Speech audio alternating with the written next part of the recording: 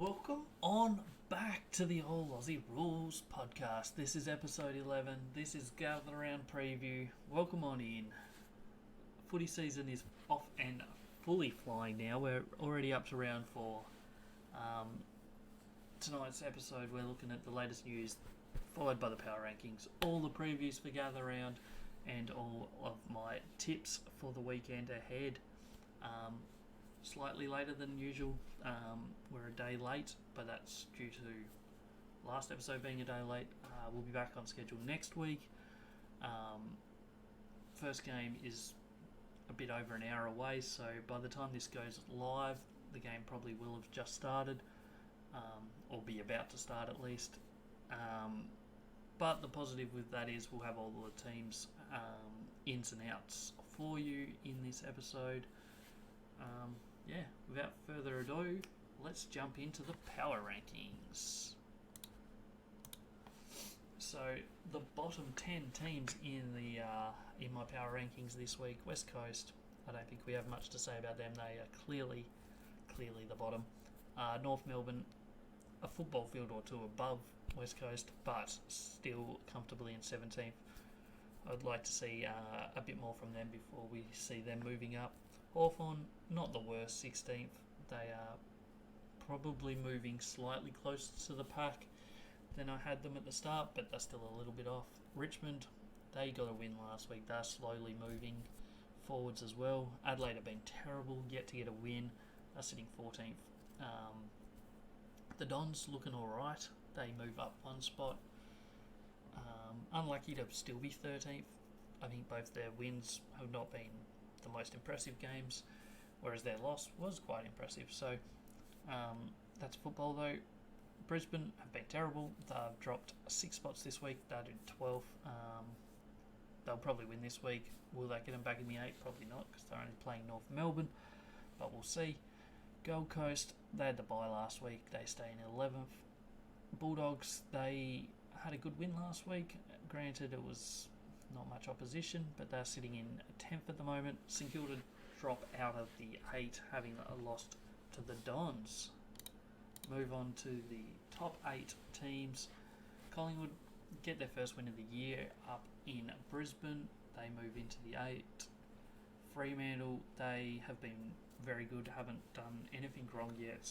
They move a couple spots more up. They're into 7. Proving me wrong, I didn't expect too much from them this year. They're definitely showing that they could be top 4 team. Geelong, they also haven't really done anything wrong yet this year. They've moved up into 6th. Port Adelaide lost last week in Adelaide, which isn't a great result for them, but they stay 5th. I don't think they were bad enough that they drop below Geelong, Fremantle or Collingwood. Sydney, they lost to Richmond, which wasn't a great performance from them. They drop a couple spots. Carlton, they're sitting in 3rd. They're looking good. They haven't done much wrong yet. Melbourne, they got a good win in Adelaide against Port Adelaide, so they move into 2nd. And number 1, had the bye last week, GWS. No reason that they should be dropping from that from what we've seen so far. So now we'll head across and have a look at the gather round matches. We lead off on Thursday night of Adelaide Football Week at the Adelaide Oval for Adelaide versus Melbourne. We're going to have Melbourne going into this favourites. They've stayed over there since their last game on the weekend when they beat Port Adelaide. If they can get 2 wins in less than a week over in Adelaide, that would be, against both Adelaide teams, be massive for them. They are looking very good. They win this. I wouldn't put my house on them being top 4, but it'd be pretty close. They're certainly looking one of the top 2 teams at the moment, in my opinion, based on what we've seen. You take out their first week where perhaps they were just a little rusty against Sydney, but it was up in Sydney as well. They've been very good since. So we'll see what they do tonight or yesterday if you're watching this tomorrow. But yeah, I think Melbourne go into this as favourites and probably should be favourites. Adelaide, on the other hand, really need a win here. They can't afford to lose this. They've already lost one in Adelaide. They've lost their other 2 games. If they go to 0-4, it's a long way back. And after the disappointment of not making finals last year, which wasn't entirely their fault, this would be a massive blow for them if they were to drop to 0-4. Game number 2 is Friday evening. We got Brisbane versus North Melbourne. Brisbane will be going into this massive favourites for obvious reasons. They're just a better team. However, neither team has won a game yet this year. Neutral venue being all the matches are in South Australia this weekend. North Melbourne have been good. I don't see where they win this game though. They've got some good young talent. I think they're missing that middle to senior range. They just don't have enough talent in that area, but their young talent's very good. And possibly at some point this year, their young talent probably will win them a game or 2. But I don't think this is it. Brisbane are going to be pretty fired up to come out. They've had a tough few weeks, but their best is clearly better than North Melbourne. Their best is still good enough to be top 4. Their first quarter against Carlton, their second quarter against Collingwood. These moments were very good football where you see it and you're like, well, that's why they made the grand final last year. That's why they were unlucky not to win a premiership last year. But then you see some of the other stuff they've put out in some of the other quarters, and you go, well, that's why they're 0-3. It's just you can't expect to be winning games playing one quarter a week. So we'll see if they can put together a 4-quarter performance or close to. And if they do, you'd expect to see them win this one. Friday night, straight after that game, we had head back over to Adelaide Oval for Port Adelaide Essendon in what is an important game for both teams as well. Port Adelaide obviously lost last week in Adelaide to Melbourne. They would not want to lose 2 games in a row at Adelaide Oval to Victorian teams. Essendon, if they win this, the lid will be off, I tell you. The Bombers fans will be coming out and about. As I have mentioned, Essendon's 2 wins probably haven't been the most convincing wins, whereas their loss was solid. Port Adelaide had been looking alright. They hadn't played much, and then they lost last week against Melbourne, so it's hard to know exactly where they are. I think probably in that 4 to 6 range on the ladder is probably where we see Port Adelaide at the moment on current form. Essendon probably slightly below that, so travelling to Adelaide as well. Port Adelaide are favourites, and probably rightly so. Ollie Wine's out for Port Adelaide is a big out, but they get Horne-Francis back in, and Setterfield comes in for the Dons, and out goes Durham. I've realised I didn't do ins and outs for the other 2 games, so we'll quickly run back to them. Brisbane have Darcy Gardner and Tunstall in, and Darcy Fortin and Devon Robertson out, whereas North Melbourne have Coburn, Shields and Greenwood in, while Pink, Lazaro and Coleman Jones are out. And in the first game of the week, Adelaide versus Melbourne, we have Butts, Parnell, Cook, Berry and Nankervis coming in for the Crows, with Bollays, Scholl, Murphy, Pedler and Medlera out. The only change for Melbourne is Stephen May in for Marty Hoare, who is injured. So that's Friday's football done. We move on to Saturday, and for what is potentially the worst game, not just of the round, it might be one of the worst games of the year. Eagles consistently getting smashed. Sydney flying, having lost last week as well. so they're not quite flying as much as they were, but I think they'll be out to assert some dominance here. Last year, these two teams put in what was probably the worst showing of the year when Sydney won 205 to 34 by 171 points. Isaac Heaney's obviously flying. Hull Sydney team's going pretty well, so it's hard to see this ending in any other way than Sydney by 100. I'd be very surprised to see West Coast even crack 60. I think if they do, that would be a win for them based on what they've done in recent weeks. Ins and outs for this game. West Coast have Rotham and Rollinson in, Jones and Brockman out. Sydney have Taylor Adams coming in for his first game for the Swans, and Harry Cunningham also in. Meanwhile, Dane Rampy is out injured, and Corey Warner is omitted. As I said, it won't be a very entertaining game, that one, I wouldn't imagine. The early game on Saturday at Mount Barker, will they get a big crowd? I highly doubt that. Next up, we have Fremantle Carlton. This will be a big game for both teams.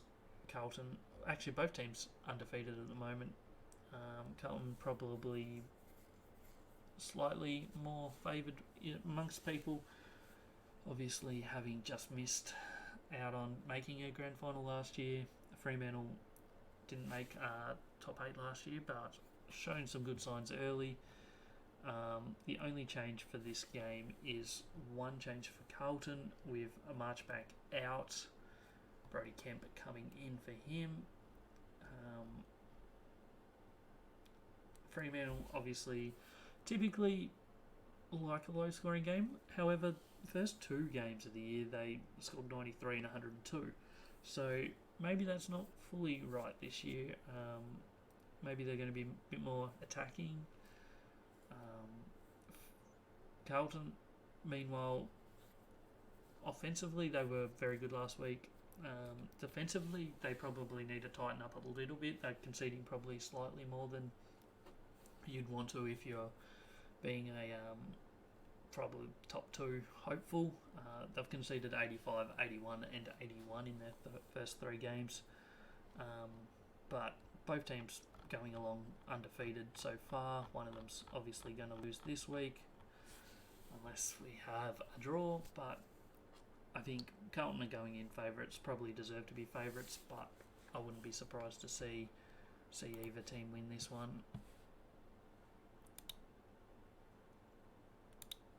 Straight after that, in the second leg of the double header at Adelaide Oval, we got Western Bulldogs and Geelong in what is probably expected to be the closest game of the round.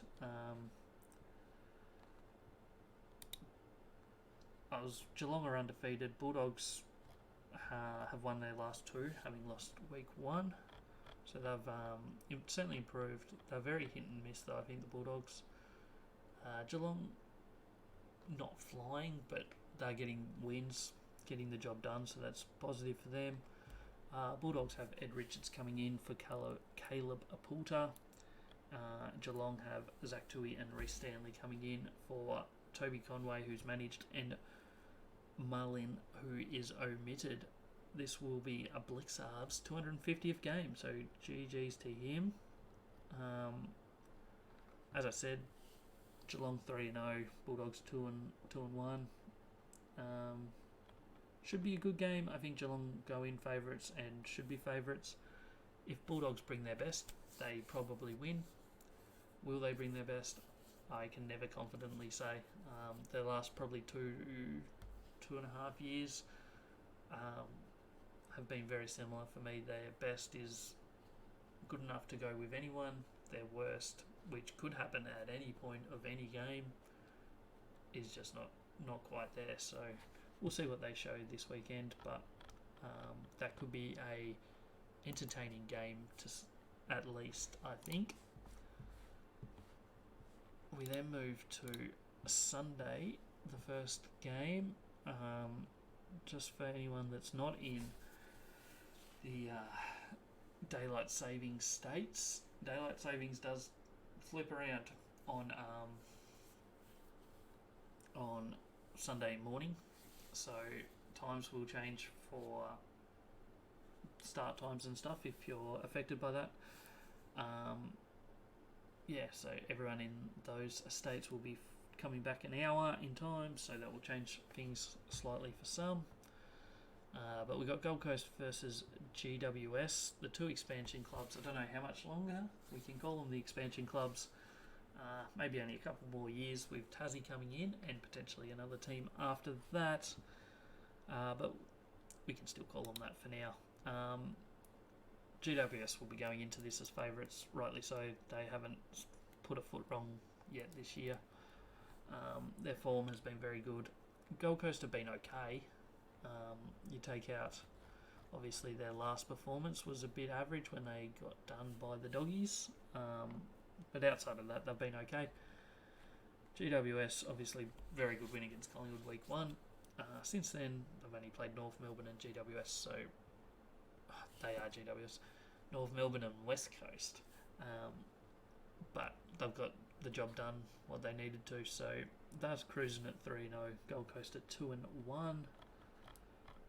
I think GWS are going to go in comfortable favourites, and probably rightly so, but it could go either way.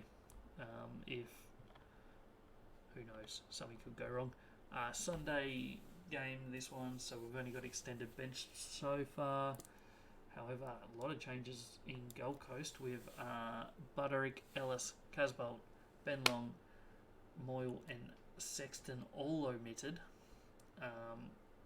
So they've also got a bunch of ins with Mac Andrew, Sam Closeley, Malcolm Rosales comes back from suspension, Jared Witt, Sam Day, Bailey Humphrey, Ethan Reid, Will Graham, Darcy McPherson. 3 of them are potential debutants in Sam Closey. I don't know if that's how you say his name. Closey. I'm going to go Closey. Ethan Reid and Will Graham, if they get a game, will be their first game. Obviously, it is extended bench at the moment, so we'll wait and see. But potentially 3 debutants there for Gold Coast. And then GWS on their extended bench have Nick Haynes, Ryan Angwin and Lockie Keefe coming in. It's hard to see Gold Coast winning this one based on what we've seen. GWS just look too good. Their midfield is flying. Their forward line is flying. The defence is bouncing the ball very well out of the defence and getting it forward very well. So you'd expect to see them be too good here for the Gold Coast Suns. Second last game of the week is Richmond and St Kilda at Norwood Oval. St Kilda will go into this as comfortable favourites. Obviously, once again, just like the last one, this is extended benches, but we got Richmond, Dustin Martin, Jack Graham, Kaskitsky, Naismith, Ralph Smith and McCoofy in. Big in with Dusty Martin. However, out goes Noah Bolter, Tom Lynch and Liam Baker. So 3 outs that aren't great for them. For St Kilda, Max King comes back from suspension. Collard, Grace, Garcia and Campbell in, with Windhager out suspended. If Hugo Garcia plays, it will be his debut. Same for Kane McCuffey for the Tigers. And Jacob Kaskitsky will be playing his 50th game if he gets a go. Richmond obviously got their first win of the year last week, and they probably looked the better team against Sydney for most of the day, so a good turnaround for them. St Kilda looked good 2 weeks ago when they beat Collingwood. Things were flying. Bit disappointing that they went down last week to the Bombers. They looked the better team, especially in the first half. Their second half was pretty average, but they will be wanting to bounce back here. I don't know where to put both teams at the moment. I've got Richmond missing, sitting quite comfortably below St Kilda. I don't think I've seen enough from St Kilda to say they are a top 8 team. Obviously their win against Collingwood was good, but they have lost to Geelong, granted in Geelong, and then lost to Bombers, so it's hard to place them, I think, at the moment. Game number 9, the final game of the weekend of Gather Round, is Collingwood Hawthorn, which is 5:10 Australian Eastern Standard Time, so 4:40 Adelaide time, over at Adelaide Oval. Collingwood Hawthorn. Collingwood going in favourites. They finally broke the duck last week. Hawthorn yet to break the duck, and haven't had a very convincing start to the year, if we're being honest. They weren't terrible last week against Geelong, but they certainly weren't great. Obviously, Jack Ginnivan's first game against his premiership teammates from last year. It'll be interesting to see the reception that he gets, but we'll wait and see how that goes. I'm sure there will be some booing of him, but he'll probably love it and probably kick 6 goals, because that's the kind of player he is. For Collingwood, extended bench, still side bottom, Joe Richards and Harvey Harrison. If Joe Richards plays, he will be debuting. I think the coach this week announced that still side bottom will be playing. So, obviously there will be a couple outs from the extended bench. Paddy Lipinski is playing his 100th game. For Hawthorn, Luke Bruce, Mitch Lewis and Nick Watson are already confirmed to be out injured.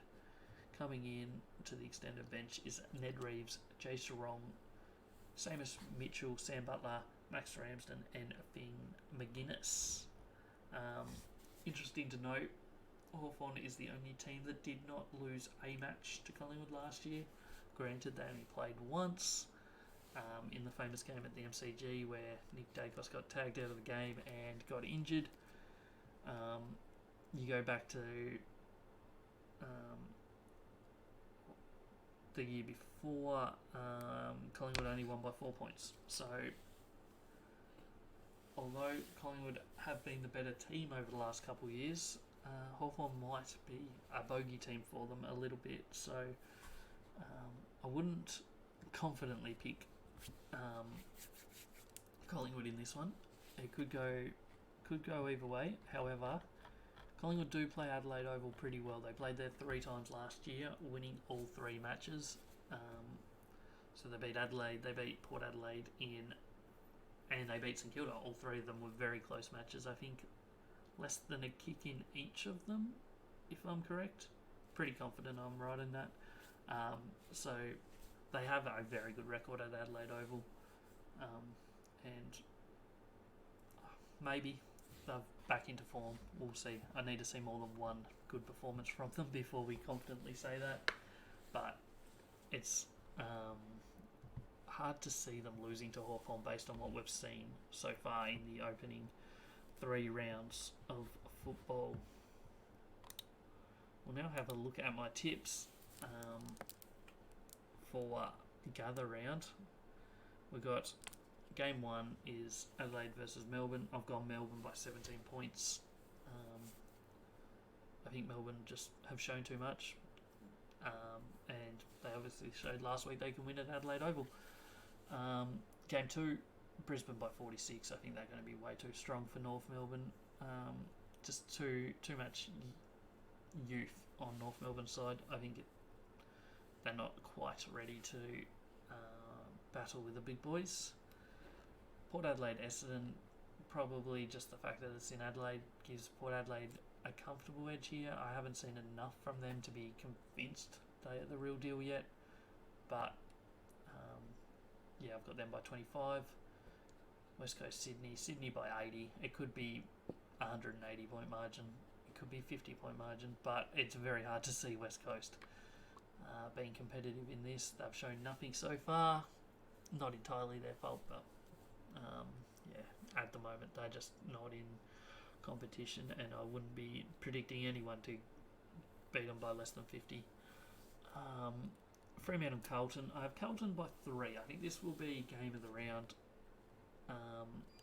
I think Freo's forward line and midfield is looking very good. Actually, their back line's looking even better, probably. Their whole team is just going very well. Carlton's big boys forward is what is being huge for them at the moment. Mackay is kicking straight, and Charlie Curnow is getting the job done. So I think this will be an entertaining game. Definitely tune in to that Saturday evening if you can. Bulldogs Geelong. I have Geelong winning this by 29. Bulldogs best is good. I don't think what we will see on the weekend is their best though. But we will soon find out. Gold Coast GWS. I have GWS winning this one by 35. They're just the better team. They have been pretty much every year that they've been in the league, just about, except for the first maybe one or two. Richmond St Kilda. I have St Kilda by 21. They're definitely expecting more from St Kilda than Richmond this year, and neutral ground. I think we'll see St Kilda do all right. They are obviously lost last year's gather round by a few points to Collingwood, so they'll be wanting to turn that one around here. And the final game of gather round is Collingwood Hawthorn. I have Collingwood winning this by 27. As I said, Hawthorn are a little bit of a bogey team for Collingwood, but I just don't see Hawthorn being good enough to win this. And I think Collingwood will be pretty fired up to prove that last week wasn't just a one-off, that they are really good enough to compete again this year. So that's the end of everything gather round football. As I said, the first game is not that far away. By the time this gets uploaded, the game will be almost starting. So hopefully your team wins this weekend. Next episode, there's going to be a few changes to my screen, my display, everything. Next week I'm working on making some changes, improving some things, so stick with me. This is the All Aussie Rules podcast. You can find it on Spotify and on YouTube. Also, you can find me on Twitter /X and Instagram. Let me know what you think. Thanks for tuning in. I'll catch you next episode.